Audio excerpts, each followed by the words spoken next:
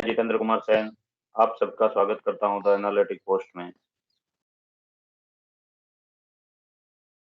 आज हम अपने कार्यक्रम के द सीरीज कार्यक्रम के दूसरे एपिसोड में द बलोच राजनीति और सशस्त्र समूह कौन कौन से हैं इस पर डिस्कस करने वाले हैं। आज हमारे साथ एक बार फिर से द व्यूज राउंड के संपादक मनीष राय जी, जो मध्य पूर्व और पाक अफगान के अच्छे जानकार हैं, एक एक अच्छे स्तंभकार हैं, कॉलमनिस्ट हैं। वो वर्तमान में ऑस्ट्रेलिया के सिडनी में रहते हैं। तो आइए उनसे चर्चा की शुरुआत करते हैं। मनीष राय जी, आपका बहुत बहुत स्वागत है हमारे YouTube channel the analytic post पर। जी, धन्यवाद आपका आमंत्रित करने के लिए दोबारा। आज की हम चर्चा की शुरुआत द बलोच पॉलिटिक्स और आर्म्स ग्रुप्स के चर्चा के साथ करेंगे। जैसा कि हमने पिछले एपिसोड में बलूचिस्तान की हिस्ट्री पर बहुत गहन आपसे चर्चा की, और आप आज के एपिसोड में का हमारा पहला प्रश्न ये है कि बलोच संघर्ष के आगे बढ़ाने में वाले मुख्य सशस्त्र और राजनीतिक समूह कौन कौन से हैं? जी, धन्यवाद। आपने दोबारा से इस क्रम जो आपने सीरीज शुरू की है उसके लिए बुलाया। हाँ, पिछली बार हमने बलूच संघर्ष के इतिहास के बारे में, बैकग्राउंड के बारे में डिस्कस किया था। हाँ, ये जो ग्रुप्स हैं, सबसे पहले शुरू करते हैं बलूच सशस्त्र संगठन आर्म्ड ग्रुप्स के बारे में। तो इनमें जो सबसे बड़ा ग्रुप है वो है बलूच लिबरेशन आर्मी, BLA। और इसकी जो संख्या का अनुमान है वो तो खैर इसको डिफरेंट एस्टिमेट्स हैं, बट करीब करीब 1500 से 2000 के लगभग जो फाइटर्स हैं वो BLA के पास हैं। और BLA जो है उसका एक डेडिकेटेड सुसाइड स्क्वाड भी है जिसको ये मजीद ब्रिगेड कहते हैं। वो बहुत ही एक तरह के वो आत्मघाती हमलों को अंजाम देते हैं और बहुत ही मतलब एक तरह के फिरोशियस अटैक, बड़े ही आक्रामक हमलों को अंजाम देते हैं। उसमें करीब 100 से 150 काफ़ी प्रशिक्षित लड़ाके हैं उसमें, मजीद ब्रिगेड में। और BLA जो है एक सबसे ओल्डेस्ट तो नहीं कहेंगे but one of the oldest armed groups है बलूच इंसर्जेंसी में। और इसको पहले तो ये कहा जाता था कि भाई मतलब पाकिस्तान की तरफ से ये था कि इसको जो कमांड करते हैं वो हरबयार मरी करते हैं, जो UK में लंदन में है, और नवाब खैर बख्श मरी के सुपुत्र, और काफ़ी बलूच काफ़ी बड़े नेता हैं वो। मरी साहब का मैंने इंटरव्यू सन 2015 में किया था। उससे उस इंटरव्यू में मेरी उनसे तफसील से चर्चा भी हुई थी कि BLA के बारे में या आर्म्ड स्ट्रगल के बारे में, सशस्त्र संघर्ष के बारे में उनका क्या मानना है। उसमें भी उन्होंने पूरी तरह से डिनाई किया था कि वो लोग जो कर रहे हैं वो अपने एक डिफेंस के लिए कर रहे हैं, रक्षात्मक या अपनी दिफा के लिए कर रहे हैं। पर BLA का उनसे कोई लेना देना नहीं है। BLA को एक तरह से पुनर्गठन करना और पुनर्जागृत करने में इसमें असलम बलूच, जो सन 2014 से लेके 2018 तक इसके कमांडर थे, या जिनको अच्छू बलूच भी कहा जाता है, Aslam Baloch also known as Achhu Baloch, वो कांधार 2018 में मारे गए एक ब्लास्ट में, और उनका काफ़ी बड़ा रोल है। और सन 2018 से इसको जो लीड कर रहे हैं वो हैं बशर ज़ेब, जो अभी मौजूदा भी जिसको BLA को लीड करते हैं।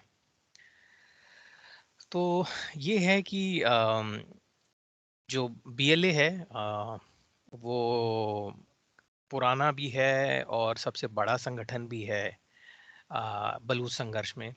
उसके बाद अगर देखा जाए तो दूसरे नंबर पे जो ग्रुप जिसको कहेंगे वो है BLF, बलूच लिबरेशन फ्रंट।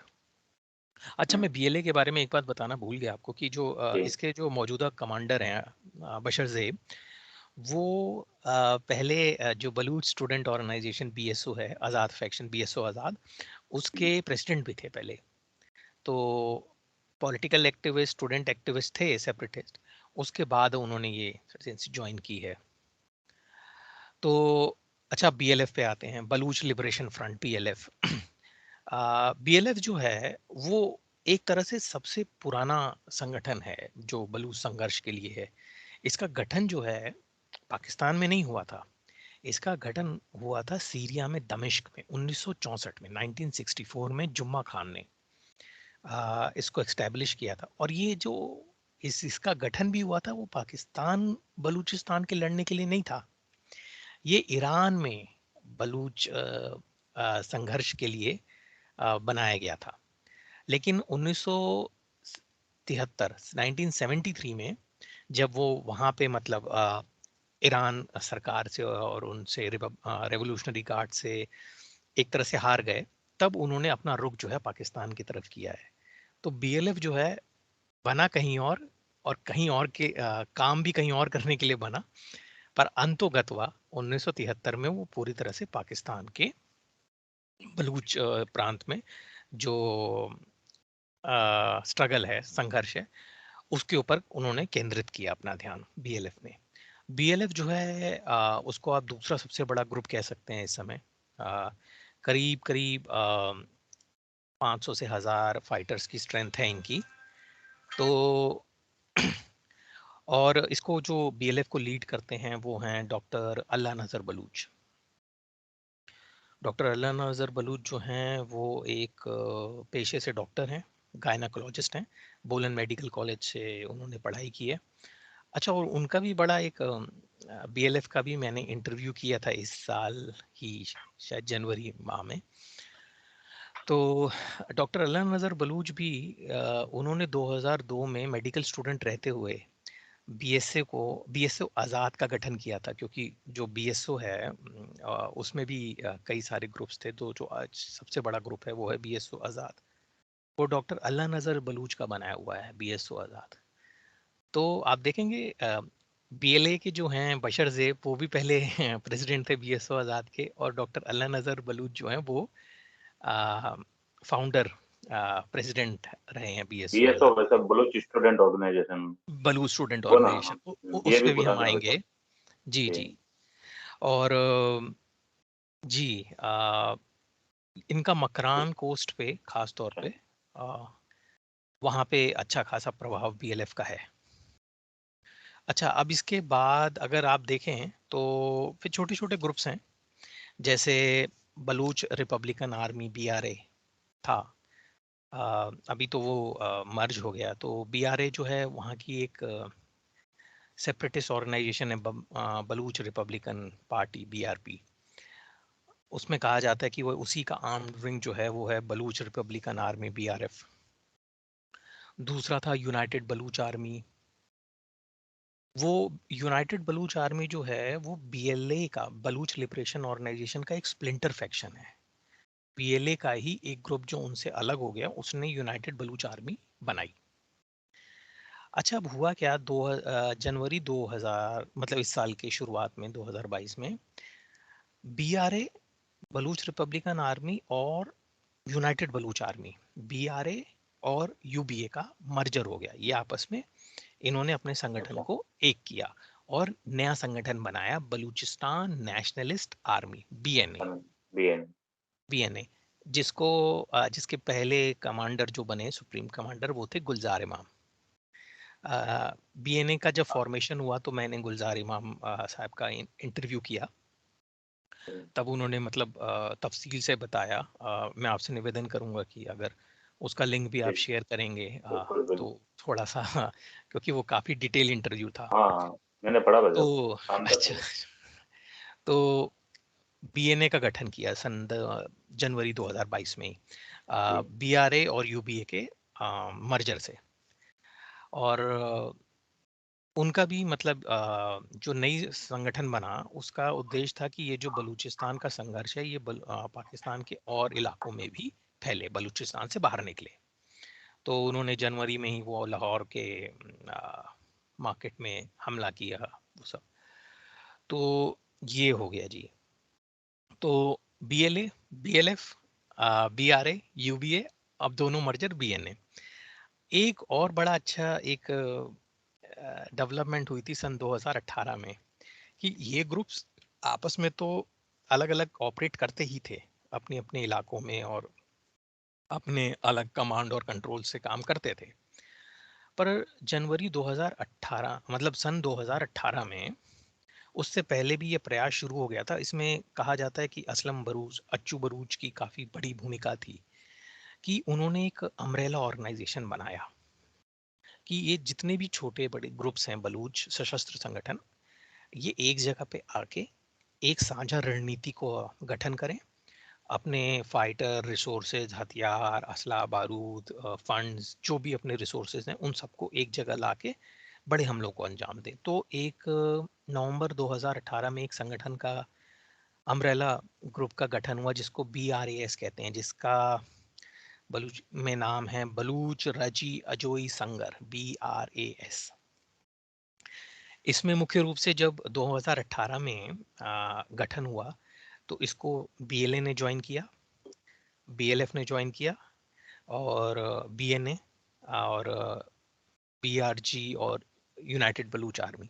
लेकिन बाद में जब इन दोनों का मर्जर हो गया तो इसमें BLA, BLF, BNA और ये संगठन है। तो ये एक सबसे बड़ा अम्ब्रेला ऑर्गेनाइजेशन है बलूच मिलिटेंट ऑर्गेनाइजेशंस का, BRAS। तो जब भी कोई बड़े या हाई प्रोफाइल अटैक होते हैं वो देखा जाता है कि वो ब्रास के माध्यम से ही होते हैं। जैसे अभी वो हेलीकॉप्टर शूट डाउन करने का जो मामला था वो भी BRS ने क्लेम किया। तो ये तो एक मोटा मोटा खाका हो गया बलूच सशस्त्र संगठनों के बारे में। अच्छा, आप जो पॉलिटिकल पार्टीज पूछ रहे थे तो इसमें भी ना दो कैटेगरीज में आपको बताऊंगा। एक तो सेपरेटिस्ट ऑर्गेनाइजेशन है जो वहाँ मतलब जो इलेक्शंस होते हैं उसमें पार्टिसिपेट तो नहीं करती है, और इंडिपेंडेंट बलूचिस्तान के बात करते हैं। वो उनको पॉलिटिकल पार्टीज तो नहीं कहेंगे आप, उनको अलगाववादी संगठन कह सकते हैं। अलगाववादी समूह जी। तो वो उन अलगाववादी संगठनों में जो सबसे जो दो प्रमुख संगठन हैं वो हैं बलूच रिपब्लिकन पार्टी, BRP, जिसको बरमदाम बुख्ती जो हैं नवाब अकबर खान बुख्ती के पोते, वो उन्होंने 2008 में उसका गठन किया और वो उसको चलाते हैं BRP को। दूसरा जो काफ़ी एक प्रमुख अलगाववादी संगठन है वो है BSO आज़ाद, बलूच स्टूडेंट ऑर्गेनाइजेशन आज़ाद फैक्शन। अच्छा, अब इसमें आप देखेंगे BSO के ही कैडर से, BSO के ही की रैंक से इंसर्जेंट लीडर जो हैं, जो उग्रवादी नेता हैं, वो भी ज़्यादातर आए हैं। जैसे बशर ज़ेब आए, डॉक्टर अल्लाह नज़र बलूच आए। तो BSO भी जो है वो अलगाववादी विचारधारा में काफ़ी प्रमुखता रखता है। अच्छा, ये तो हो गए जी अलगाववादी संगठन, और उससे पहले हमने सशस्त्र संगठनों के बारे में बात की। ऐसा नहीं है कि वहाँ पॉलिटिकल पार्टी नहीं है, पॉलिटिकल पार्टीज भी हैं और जो वहाँ के इलेक्शंस में शिरकत करती हैं, सम्मिलित होती हैं और इलेक्शन फाइट करती हैं, गवर्नमेंट में भी अपने आप को मतलब सम्मिलित होती रहती हैं।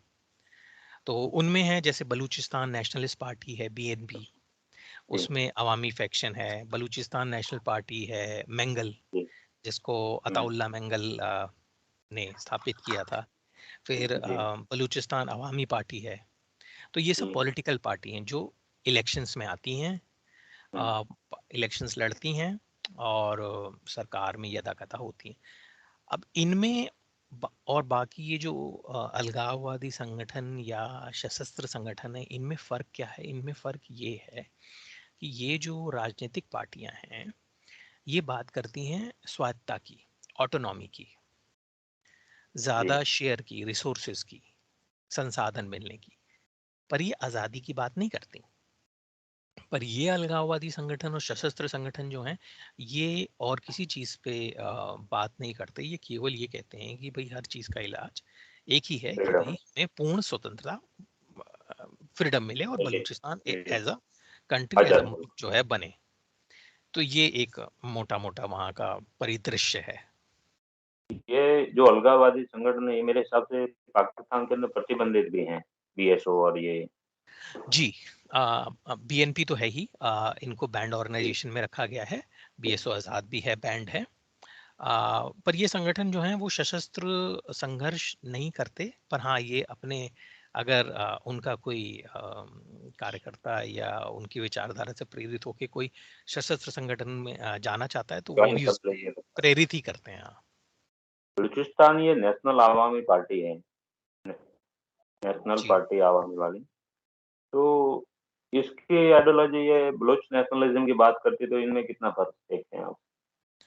देखिए बलूच नेशनलिज्म की बात करते हैं, जो मैंने आपसे कहा कि जो भी पॉलिटिकल पार्टीज हैं बलूच आइडेंटिटी की भी बात करते हैं, पर वो क्या है कि पाकिस्तान के कॉन्स्टिट्यूशन में रह के वो इन मांगों को उठाने का प्रयास करते हैं। तो जी, उनका ये मानना नहीं है कि हमें पाकिस्तान से अलग होना है, पर उनका ये मतलब मंतव्य रहता है कि भाई हमें ज़्यादा अधिकार मिलें, अच्छा। हमें ज़्यादा मिले, लेकिन हाँ वो पाकिस्तान में इनका अपना एक भरोसा पे, पाकिस्तान के आइन में है। हाँ ये आइन में हाँ, भरोसा पॉलिटिकल चुनाव पार्टीज लड़ते हैं, रखती हैं। चुनाव हाँ ये लड़ते हैं चुनाव मतलब। में है, और इलेक्शन कमीशन जो है वहाँ पे वो उसमें रजिस्टर्ड भी हैं। बलूचिस दूसरा प्रश्न है वैसा, जी, दूसरे प्रश्न की ओर बढ़ते हैं अपन। बलूचिस्तान की राजनीतिक पार्टियां और वहां के बलूच राष्ट्रवादी संगठन के क्या विचार हैं? क्या वह पाकिस्तान के आइन में भरोसा रखते हैं, या वो सशस्त्र संगठनों का समर्थन करते हैं, या परोक्ष या अपरोक्ष रूप से? कि मुख्य राजनीतिक पार्टी आजादी मूवमेंट पर क्या सोचना है इनका? हाँ जय, वैसे जो अभी हम जिस पे हम्म, चर्चा कर रहे थे कि ये जो अलगाववादी संगठन है ये तो सशस्त्र संगठनों का, आर्म्ड ग्रुप्स का पूर्णतः समर्थन करते हैं। वो इसको ये कहते हैं कि ये जो लड़ाई है ये कोई अग्रेसिव लड़ाई नहीं है, आक्रमण नहीं है, ये तो हम अपनी रक्षा हेतु कर रहे हैं। तो अलगाववादी संगठन और जो सशस्त्र संगठन है जैसे बीएलए बीएलएफ हो ये, और बीएसओ आज़ाद और बीआरपी, ये आप कहें तो लगभग एक ही मिले। सिक्के के दो पहलू हैं। एक हथियार उठाता है और दूसरा जो है एक उनके पॉलिटिकल बाद। तरीके जी, से परसू करता है। पर दूसरा जो संगठन पॉलिटिकल ग्रुप्स हैं जी, वो लोग ये मतलब परोक्ष रूप पे यही है उनका मत कि भाई ये जो सशस्त्र संगठन है इससे कुछ भी भला नहीं होगा बलूचिस्तान के संघर्ष का, और वो इस पे इन लोगों का समर्थन देखा जाए तो मुख्य रूप से, परोक्ष रूप से तो बिल्कुल नहीं करते। हाँ, जी। और आइन में भी पूरा भरोसा, पाकिस्तान के कॉन्स्टिट्यूशन को पूरी तरह से एक्सेप्ट भी करते हैं। हम तीसरे सवाल की ओर बढ़ते हैं अपन। जी। स्थानीय बलोच लोग बलूच संघर्ष को कितना समर्थन देते हैं? एवं बलूच सशस्त्र संगठन की फंडिंग व हथियार कहाँ से उपलब्ध होते हैं? क्या इनमें कोई विशेष विदेशी शक्ति की सहायता प्राप्त है इनको, या इनमें ये लोग तालिबान वाली नीति से पैसा कमाते हैं, जैसे अफीम व हेरोइन से, जैसे तालिबान हथियारों इनकी अपना जो पूरा संगठन चलाता है? क्या बलूच में भी ऐसा कुछ आप देखते हैं, बलूच ऑर्गेनाइजेशन में? जी, हाँ ये अच्छा आपका प्रश्न था कि मतलब ये लोग हम्म, हथियार कहाँ से पाते हैं या जी, पैसा कहाँ से हम्म। आता है। अच्छा, अच्छा यही क्वेश्चन था, और दूसरा उसका पार्ट था कुछ नहीं, ये यही था। उसका ये था कि क्या इनको कोई विदेशी फंडिंग या अच्छा, ऐसा भी विदेशी कुछ है सहायता, क्या इसमें? ठीक है, ठीक।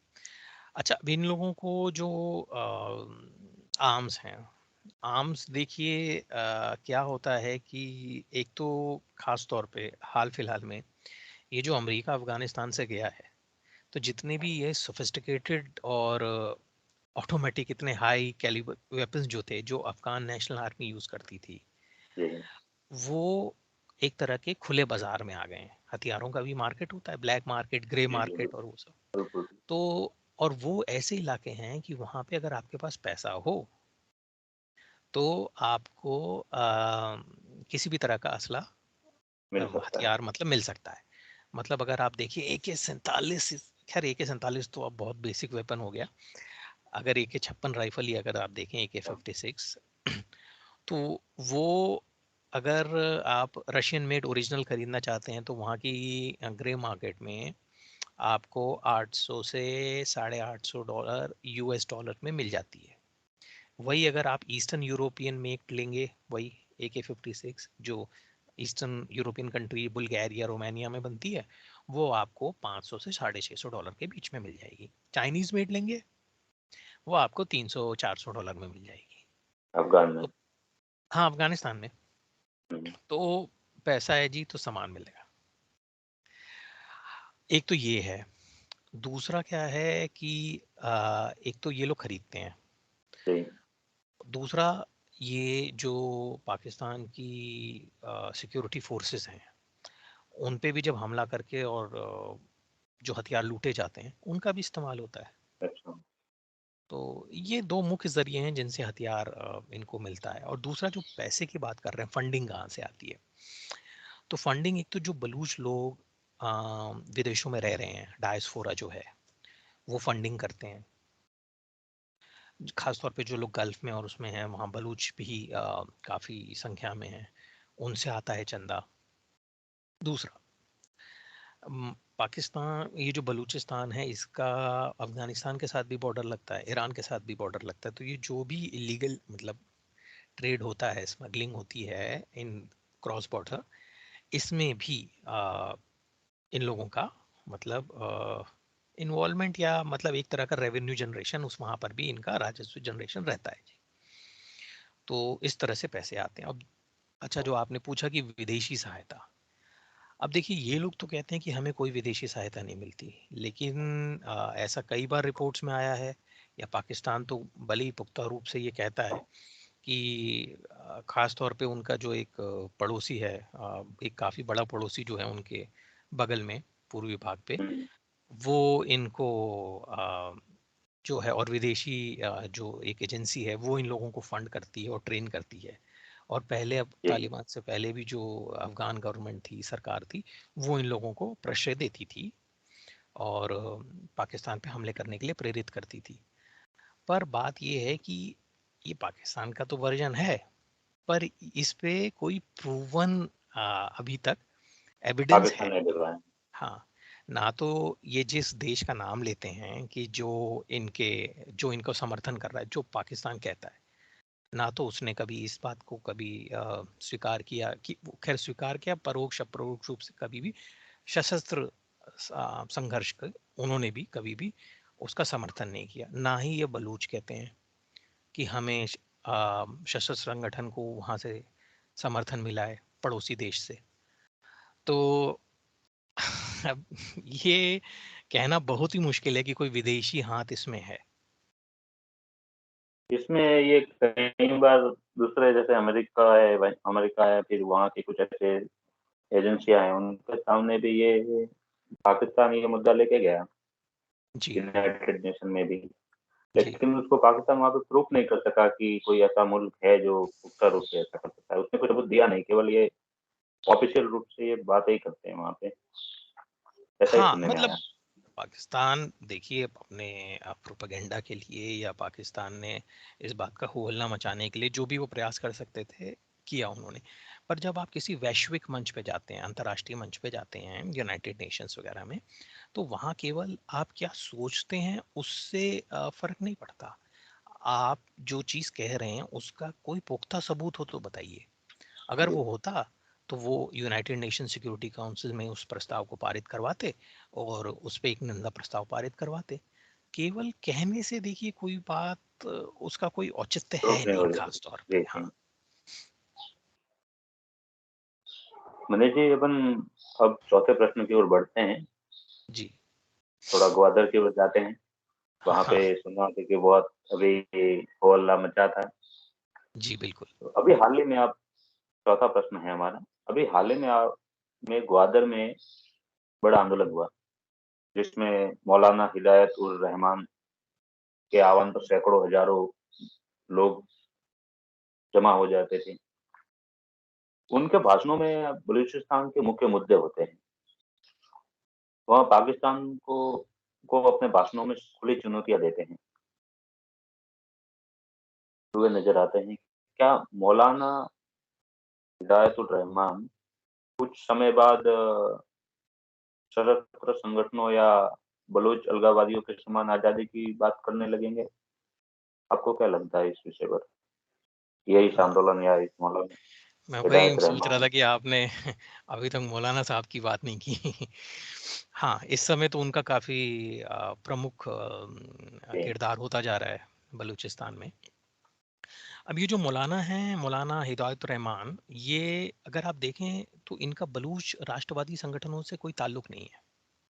ये जमात अच्छा, इस्लामी से हैं। ये क्या जमात बात इस्लामी के बलूचिस्तान प्रांत के महासचिव, जनरल सेक्रेटरी थे। लेकिन इस समय जो हैं मौलाना, अच्छा, इन लोगों ने जो तहरीक शुरू की, वो जो प्रोटेस्ट शुरू किया, वो शुरू किया था कि वहाँ के लोकल मसाइल्स को लेके, कि भाई यहाँ पे बेरोजगारी है, यहाँ पे विकास नहीं हुआ, यहाँ पे पीने का पानी नहीं, स्वास्थ्य नहीं। और सबसे पहले जो मुद्दा इन लोगों ने शुरू किया कि ग्वादर पे और मकरान कोस्ट पे जो मछुआरे हैं, उनका मछली पकड़ने का जो राइट है वो चाइनीज फिशरी और फिशिंग बोट्स जो आ रही थी उनसे, मतलब उनका हित जो था वो उस पर आघात हो रहा था। तो वो जो मसाइल था वो मौलाना ने सबसे पहले शुरू किया। अब ये धीरे धीरे, क्योंकि देखिए बात तो सच्चाई है कि वहाँ पे अभाव तो है ही, तो उनको काफ़ी जन समर्थन मिला है मौलाना को।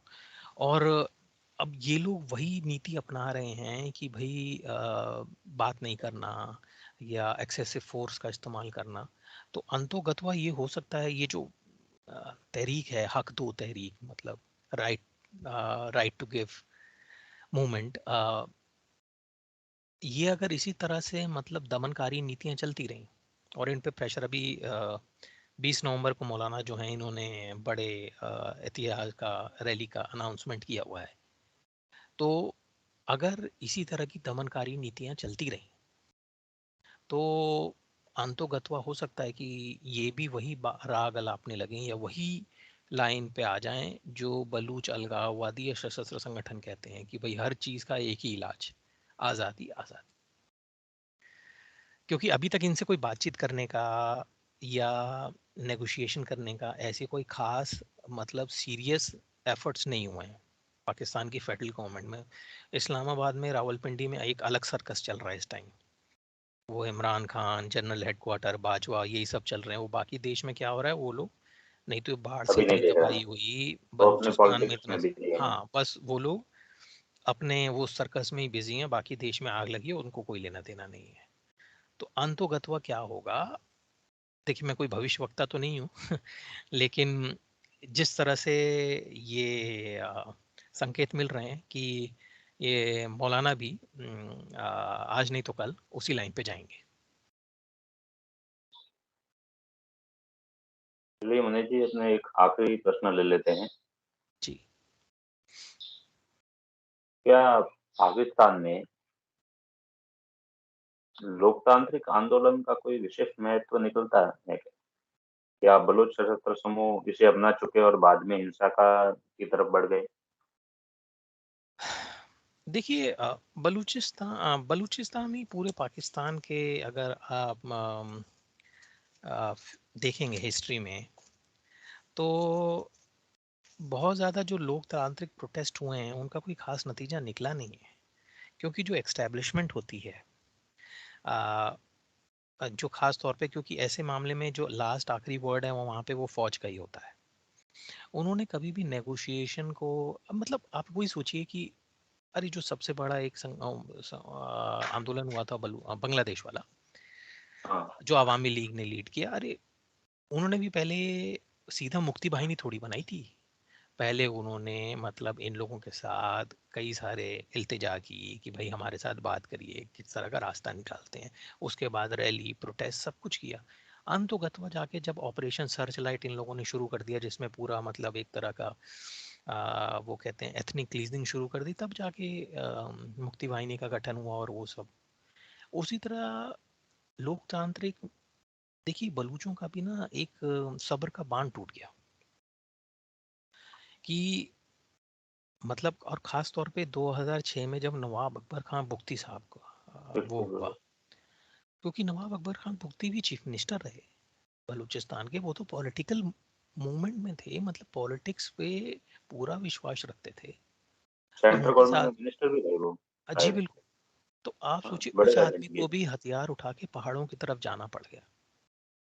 तो आम बलूच अब इस बात में कोई औचित्य नहीं देखता कि मतलब लोकतांत्रिक तरीके से, जमहूरी तरीके से कुछ मतलब उनको हासिल हो जाएगा।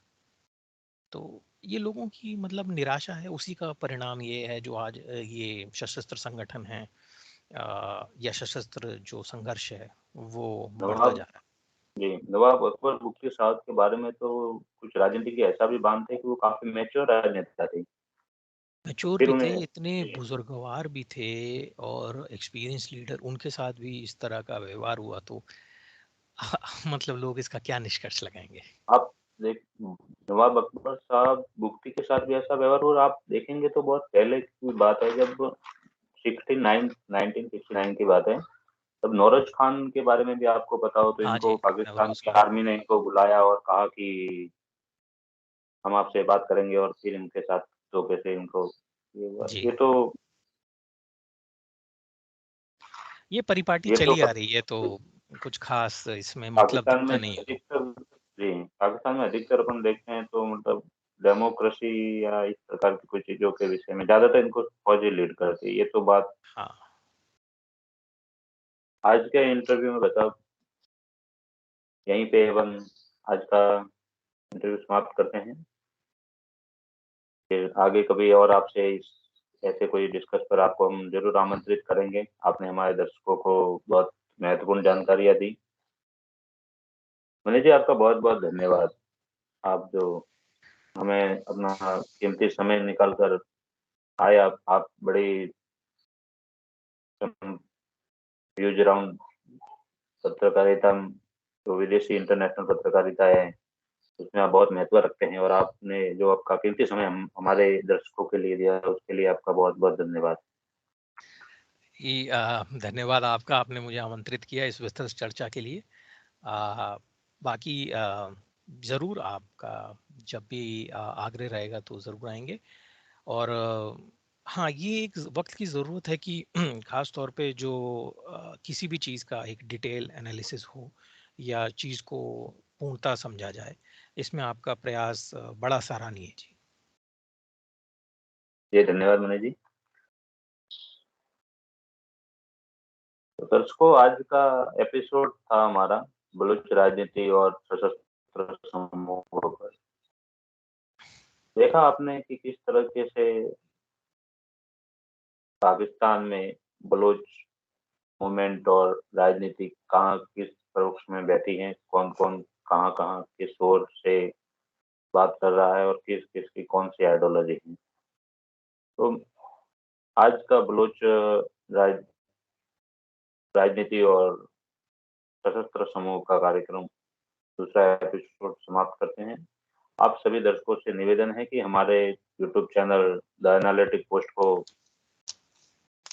सब्सक्राइब करें, शेयर करें, लाइक करें, कमेंट करें, और अपने दर्शकों, अपने जो हमारे जो दर्शक हैं, जो भू राजनीति में, जियो पॉलिटिक्स में रुचि रखते हैं, उनसे निवेदन है कि वो हमारे चैनल को बहुत से ज़्यादा सहयोग करें। धन्यवाद।